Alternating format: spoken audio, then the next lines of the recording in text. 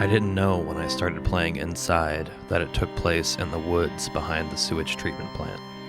The one I lived by when I rented the trailer and traded roommates frequently, sometime between college tries. Not until I found the tree we carved our initials into after a bender of Fireball and Jaeger bombs. The bark rough and our knives dull. A couple of good old country boys doing what we did back then when we didn't have the gas to drive the gravel roads and yell at the deer. It's my partner's typing that reminds me that I'm not there. Like they're typing directly into my brain. There are years between then and now, you silly fool. And the low sounds of nighttime in Chicago are squealing behind the window. That orange glow of the city, like a CRT screen behind my eyes. I'm not there, even if that cold, wet smell of sewage will always crawl into my sinuses, like the strangest form of synesthesia being mistaken for memory. The woods are so familiar, and the sensation of mud filling my holey shoes as I stomp through puddles is like a form of time travel. The sense of fear is immediate and palpable with the foggy air. I hide behind a tree trunk as men with flashlights search for me. My friends are lying in the grass next to me, while the hunter who owns the land calls out for us.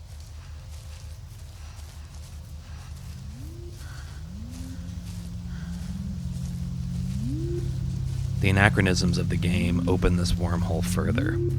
A fridge standing alone on a dirt path, a parachute or some tangle of wires caught in the forked limbs of a tree. Strange devices with no connection to the woods or reality. The woods behind the sewage treatment plant used to be for mining. Our entire town was built for that purpose, making it as close to a ghost town as you can get without the majority of the population being literal ghosts. But instead, entire places abandoned, and maybe, luckily, repurposed into something that the modern day considers useful. The path I walk is an old mining trail, with the rails torn up and anything of use pulled from the surrounding woods and sold by someone to make them very rich. To our right is an abandoned crane. To our left, an old mining funnel filled in with water.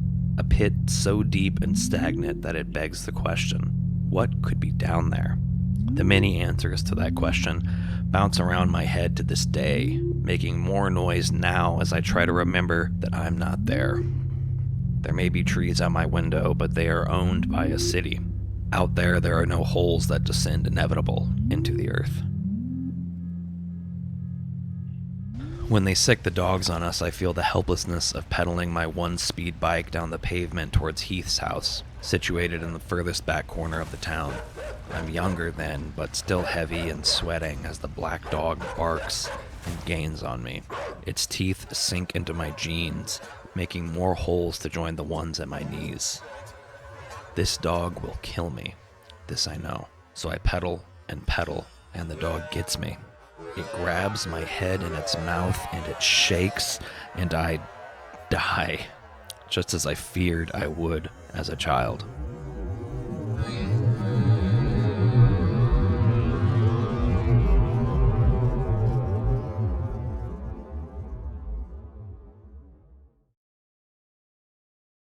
It's horrifying for just the moment, like a flash of grease fire in the pan, so bright and sharp that the smell sinks back into my brain and I am there again. My partner stands from their desk, kisses me on the top of the head, and mouths, "I'm going to bed." Since I have my headphones on, I can't hear them. I smile, and they leave, turning the kitchen light off and cutting half of the apartment off from my half, more like a quarter illuminated by only the gray glow of my monitor. It feels like winter, and I remember when we snuck onto abandoned farmland and controlled fellow humans with a strange device hanging from the No, wait, that wasn't the game. That didn't happen. But I swear the people standing adjacent to me on that parallax background, they look familiar. The Midwest sky is blooming with a storm on the horizon, gray clouds with a slash of yellow sun, and all the people are lined up for the factory job. That's why it feels like winter. It's summer right now as I type this, but then, at the job, we all lined up in the snow and the cold wind just to get a cigarette on break. Feels like winter, but it isn't. Those people look like coworkers, but they're faceless blobs. I get a snack and pour myself a little glass of whiskey, and when I come back to the game, I'm in Chicago again, but just a small memory, climbing the condemned building and looking out across the west side. We had our cameras, but we weren't snapping shots, we were just looking. The lines of people marching through obelisks of light. Despite the oppressive ambiance, this moment is serene, beautiful even. But then we go deeper and I realize the hallway of my apartment has disappeared. Without the light on, it's just an abyss of negative space that my brain can fill. There could be someone standing there. There could be doors that lead to somewhere else. There could be a man standing there, and I wouldn't hear his breathing because of my headphones. There could be weak floorboards that crack when I stop and that take me.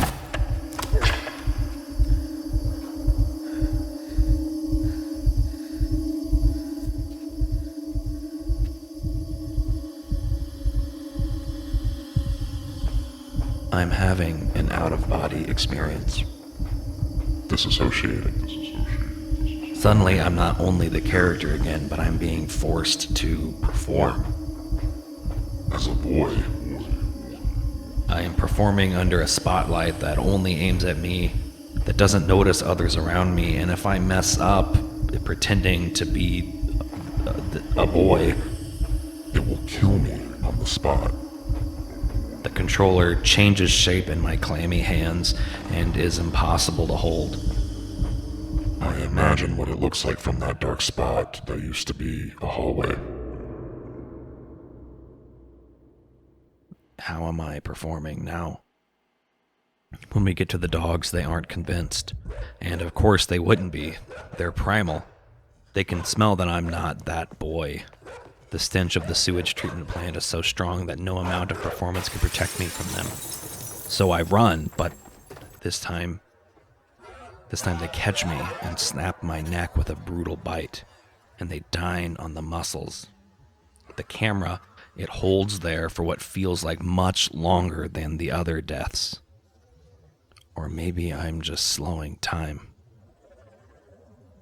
To escape all this, I have to control my friend who sits slumped above me in a nondescript work attire. I manipulate him with some kind of magic, and it's so strange because through him I can also manipulate others. It's like everyone in this world either wants to kill me or has had their soul sucked from them, leaving only a lifeless husk. A large factory moved into the woods, built a city, and is controlling all its citizens to be worker thralls.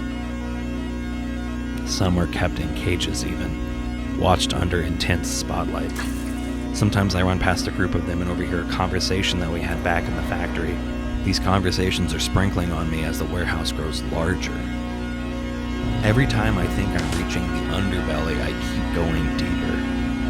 And there's always a dog. I'm never not running from these dogs. Their barks are so intense and hungry, and I can't perform. It feels inescapable. I don't even know where I'm going. Seriously, where am I going? Where?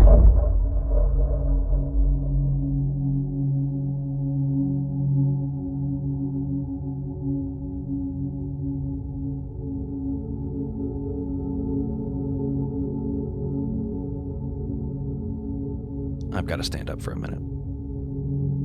My whiskey is empty. My snack gone. But I look and it's too dark in the hallway.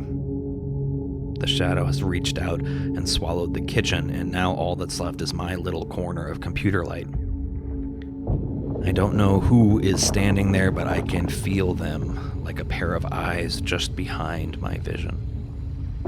Hair black and long and flowing like water.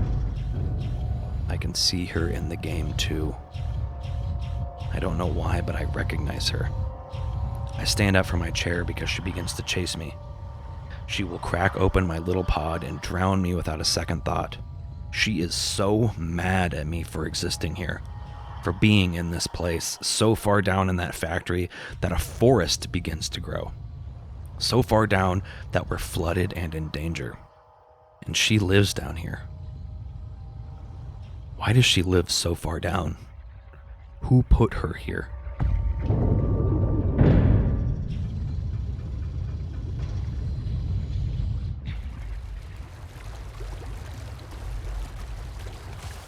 flee and wash up on a shore, a sandy beach far below ground. It feels like the shore of time in Inception, where the building blocks of my life are all laid out. A factory so big and terrifying, all my friends trapped behind bars. The shuddering heartbeat of a machine that can blow me to bits, like anxiety manifest. Near the top floor, a body lies dead on the ground, and I have to use it to open a door. It's me there. The me that didn't escape. The me that jumped. And I stand on his shoulders, looking down at him and all the other people with my face. The ones I left behind or locked away, or that stumbled a bit too far and got dragged under. It's fitting that only when I go so deep into the basement of this place that I can work with them, and we can move what couldn't be moved, jump where I couldn't jump before, and change what was not changeable.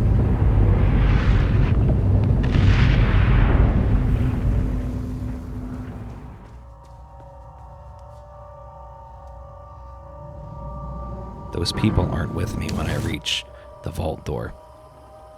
No, it's only the girl.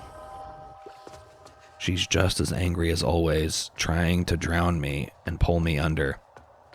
All those other me's left behind, maybe they could protect me. Maybe they were protecting me, but not now. I remember the performance and wonder what could I possibly fake to get this person to leave me alone. What would I have to change to make her not hate me, for her to be happy? I swear there has to be something. I'm in my chair and my apartment only gets darker and darker with every minute, and I don't even know if my partner is still back there in that hallway or if the hallway's there, and I'm just scared. Like, honest to God, I'm just scared. And she grabs me. The game steals all control from me no matter how much I mash the buttons. The controller is disconnected from the game like my cord was unplugged and I am being drowned. I try to hold my breath for the entire scene, but I can't. Like, I'm dead. I'm totally dead. This siren has got me, and there's nothing I can do about it. Nothing I can do to make this all right. She is getting what she wants, and I have to watch. She's leaving. She's done something to me. She grabs my face and plugs something into me, and I see my face reflected back. An immensity is pressing on my chest as she leaves, as I leave, as I drown, confused, falling through this water unsure. My old bedroom rests at the bottom. VHS tapes of Rugrats and Pokemon litter the floor. The bedroom I used to play pretend and make believe that I was Misty. I would look at Lil and Phil and I would be both of them in one body, sometimes more one than the other. I float all the way down there, most assuredly dead, and if this is where I am to die, then so be it. The game has shook me in so many ways that I feel so far from those woods and those dogs and that warehouse.